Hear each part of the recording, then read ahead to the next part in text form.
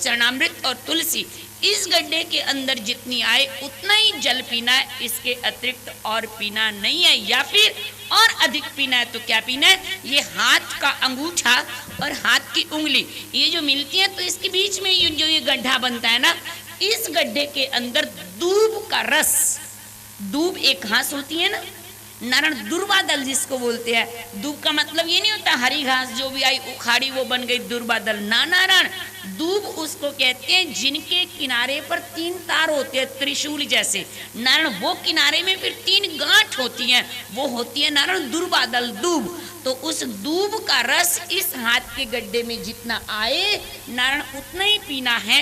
ये एकादशी का व्रत।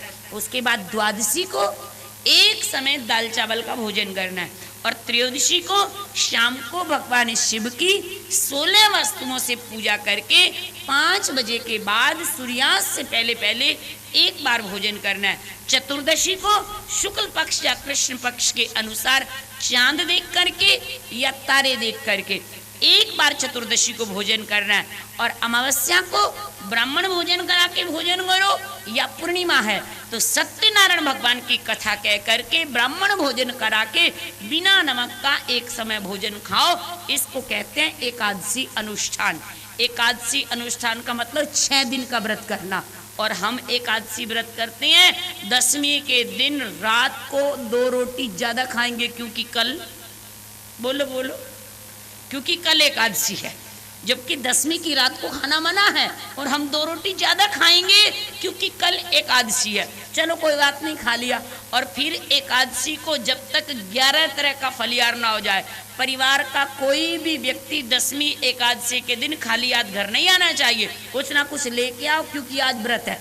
चलो सारा दिन खा पी के निकाला और द्वादशी को सुबह और दिनों से जल्दी मंदिर जाएंगे, जल्दी मंदिर जाएंगे, कम देर मंदिर में रहेंगे, जल्दी वापस आएंगे और आते कहेंगे बीननी नाश्ता दे दे क्योंकि कल व्रत था और दिन से ज्यादा खाएंगे।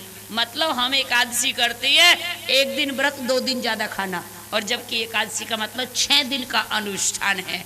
नारायण मैं आपसे हाथ जोड़ के प्रार्थना करती हूँ 6 दिन वाला कर ना सको और 1 दिन वाला छोड़ दो, ऐसा नहीं कर देना। जितनी बार भी खा के करो कर लेना, जैसा भी करो कर लेना, पर ये समझ लेना कि व्रत का मतलब क्या होता है, व्रत हमको कैसे करना चाहिए और हम कैसा व्रत कर रहे हैं और फिर हमको फल कैसा मिलेगा।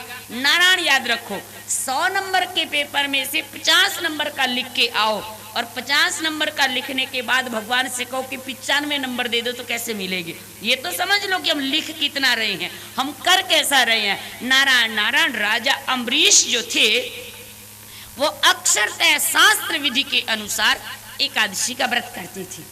एक बार की घटना कि राजा अम्बरीश की यहाँ ऋषि दुर्वासा जी द्वादशी के दिन आए और द्वादशी के दिन ऋषि दुर्वासा जी ने कहा कि राजन हम तुम्हारे यहाँ एकादशी का पारायण करेंगे, मतलब द्वादशी का एकादशी का व्रत खोलेंगे, द्वादशी का भोजन करेंगे।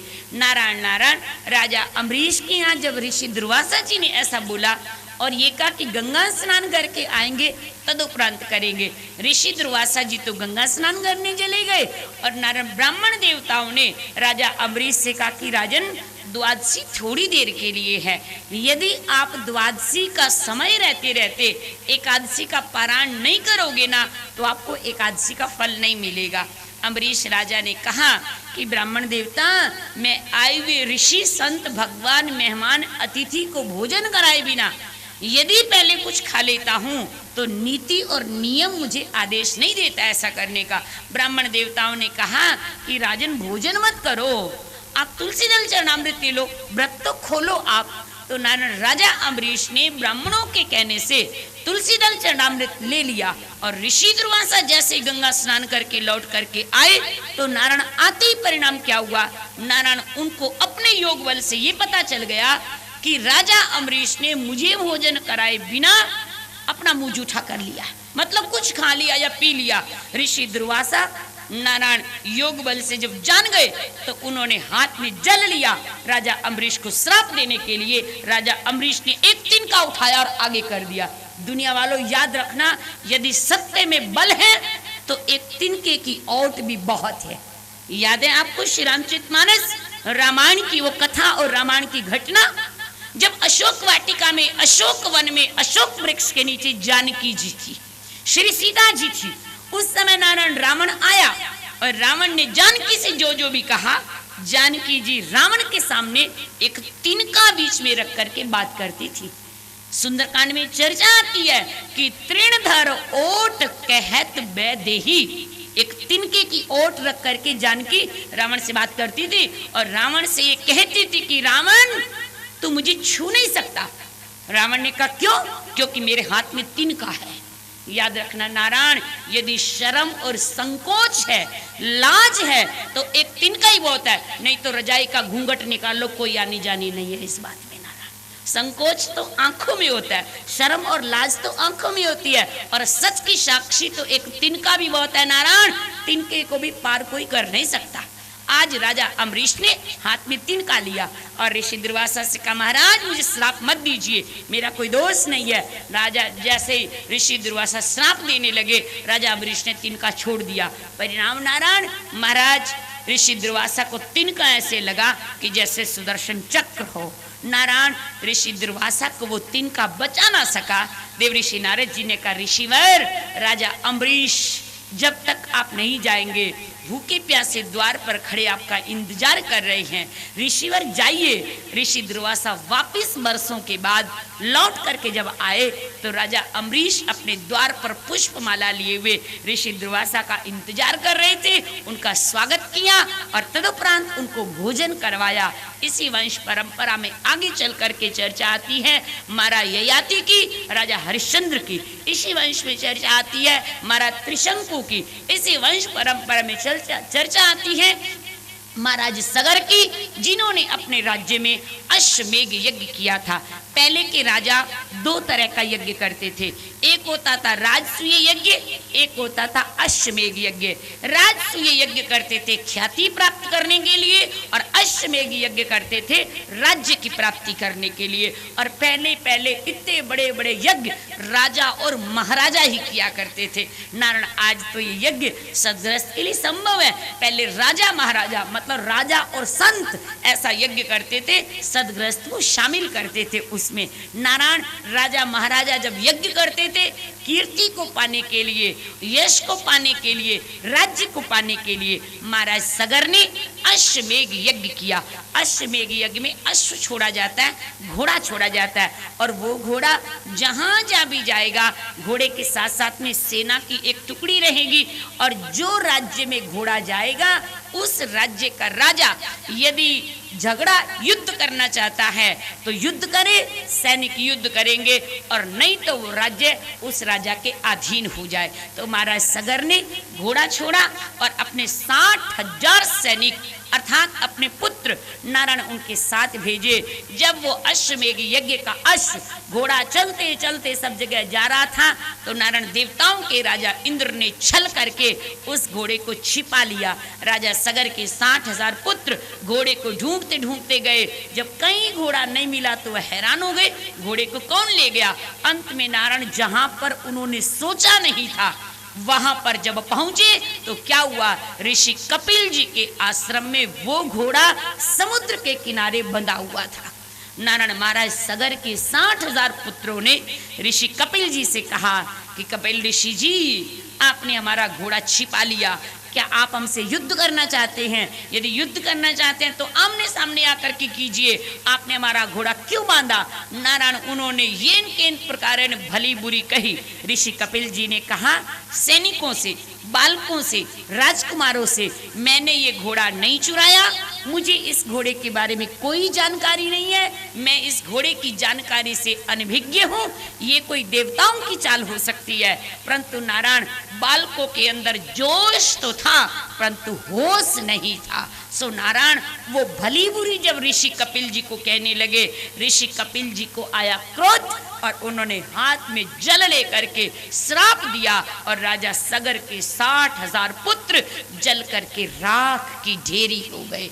जैसे राख की ढेर हो गए, महाराज सगर को पता चला कि मेरे पुत्रों के साथ में ये परिस्थिति हुई। ऋषि कपिल जी ने श्राप दिया, राजा सगर आए और आकर के ऋषि कपिल जी से प्रार्थना करने लगे, महाराज अनजाने में हमारे बालकों से अपराध हो गया, क्षमा कीजिए। अब ये बताइए कि हमारे बालक इस श्राप से मुक्त कैसे होंगे। उस समय ऋषि कपिल जी ने कहा, राजन यदि बालकों को मुक्त करना चाहते हो तो गंगा जी को प्रकट करो, गंगा जी को लाओ, गंगा जी का जल इन बालकों को स्पर्श करेगा तो ये बालक मुक्त हो जाएंगे। उस समय राजा सगर ने कठिन तपस्या की गंगा जी को प्रकट करने के लिए, लाने के लिए, परंतु गंगा जी प्रकट नहीं हुई। सगर महाराज का शरीर छूट गया। उनके वंश परंपरा में आगे चल करके महाराज नारायण सगर के यहाँ महाराज दिलीप हुए, उन्होंने कठिन तप किया परंतु गंगा जी प्रकट नहीं हुई। इसी वंश परंपरा में आगे चल करके महाराज अंशुमान हुए, उन्होंने कठिन तप किया, गंगा जी प्रकट नहीं हुई। इसी वंश परंपरा में आगे चल करके राजा भागीरथ हुए, सगर की महाराज सगर की चौथी पीढ़ी में राजा भागीरथ हुए। राजा भागीरथ ने कठिन तप किया गंगा जी को प्रकट करने के लिए, गंगा जी प्रकट हुई और गंगा जी ने कहा, कहो राजन भागीरथ तुमने मेरे लिए क्यों कठिन तप किया। राजा भागीरथ ने कहा, गंगा मैया आप धरती पर चले और हमारे पूर्वजों का उद्धार करें। गंगा मैया ने कहा, राजन मैं तो ब्रह्मा जी के कमंडलों में रहती हूँ, इसलिए यदि मुझे पाना है तो ब्रह्मा जी को प्रसन्न करो। राजा भागीरथ कहते 3 पीढ़ी चली गई, गंगा जी प्रसन्न नहीं हुई। गंगा जी प्रसन्न हुई तो अब कहते हैं ब्रह्मा जी को प्रसन्न करो, अब 3 पीढ़ी और चली जाएंगे। परंतु राजा भागीरथ ने कठिन तप किया और ब्रह्मा जी को प्रसन्न किया। ब्रह्मा जी प्रसन्न हुए और उन्होंने कहा, कहो राजन भागीरथ तुमने मुझे क्यों तपस्या की मेरी। राजा भागीरथ ने कहा कि परपिता ब्रह्मा जी गंगा जी को मृत्युलोक में भेजिए। ब्रह्मा जी ने गंगा जी से कहा, गंगे जाओ मृत्युलोक के प्राणियों का उद्धार करो। गंगा जी ने कहा, परपिता ब्रह्मा जी मैं मृत्युलोक में तो चली जाऊंगी, परंतु मृत्युलोक के पापी जन मेरे अंदर आकर के स्नान करेंगे, अपने पापों को धोएंगे तो मैं पापों से कलुषित मैली हो जाऊंगी, इसलिए मैं मृत्युलोक में नहीं जाऊंगी। पर पिता ब्रह्मा जी ने कहा, गंगे तुम्हें मृत्युलोक में जाना होगा, मृत्युलोक में जाकर के पापी यदि तुम्हारे अंदर स्नान करेंगे उनके पापों को धोना होगा, परंतु कोई एक सच्चे संत पुरुष आकर के तुम्हारे अंदर स्नान करेंगे और तुम भी पापों से मुक्त हो जाओगी, इसलिए जाओ। गंगा जी आने के लिए तैयार हो गई। जैसे गंगा जी तैयार हुई तो गंगा जी कहती है ब्रह्मा जी से कि ब्रह्मा जी आप मुझे तो मृत्युलोक में भेज रहे हो, पर आप कब आओगे मेरे पास। तो उस समय ब्रह्मा जी ने कहा, जाओ गंगे तुम्हारे तट पर 12 बरस में एक बार महाकुंभ का मेला होगा, उस महाकुंभ के मेले में तुम्हारे अंदर स्वर्ग से अमृत टपकेगा और मैं तीनों देवताओं के साथ अर्थात शिव और भगवान विष्णु के साथ में ब्रह्मा तुम्हारे अंदर आकर के स्नान करेंगे और तदुपरांत सन्यासी पुरुष स्नान करेंगे, तदुपरांत आम जन वहां पर स्नान कर पाएंगे, हम तुम्हारे तट पर आएंगे। जब इस तरह से ब्रह्मा जी ने वरदान दिया, गंगा मैया आने के लिए तैयार हुई। गंगा मैया ने राजा भागीरथ से कहा कि राजन मैं तो मृत्युलोक में आने के लिए तैयार हूं, परंतु राजन मेरे वेग को धरती सहन नहीं कर पाएगी। यदि मुझे मृत्युलोक में ले जाना है, मृत्युलोक में यदि मैं जाऊंगी तो मेरे वेग से धरती फट जाएगी। यदि मुझे ले जाना है तो पहले शिव जी को प्रसन्न करो, भोलेनाथ को प्रसन्न करो, भोलेनाथ मुझे अपनी जटाओं में लेंगे और तब धरती मेरे वेग को सहन कर पाएगी। नारायण राजा भागीरथ सोचने लगे, पहले गंगा जी ने कहा ब्रह्मा जी को प्रसन्न करो, फिर कहा अब शिव जी को प्रसन्न करो, ऐसे लगता है मेरी बहुत पीढ़ियां और चली जाएंगी।